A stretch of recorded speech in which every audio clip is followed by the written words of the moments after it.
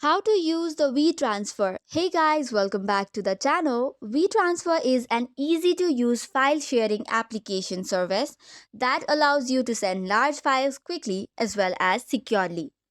In order to use it, first of all, visit the wetransfer.com and you can choose from two types of account. The first one is free account, the next is pro account. So tap on the sign up button to check for both the accounts. While the free account allows sending up to 2 GB of files per transfer, Pro accounts allows you to send 200 GB with extra features like password protection and longer storage period. So once that is done, select your account type and choose how you'd like to create your account. It might ask you to continue with Google or give in the details such as email and your date of birth along with other personal details. Once that is done, tap on continue to sign in into the WeTransfer. Now, in order to upload your files or send your files, you will have to tap on this option send a file. Then after tap on the plus icon and go to media picker.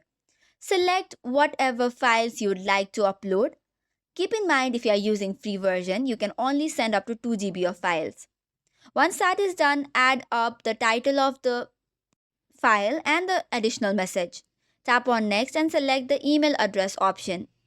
Give in the recipient's email address and tap on transfer, which will start sending the file.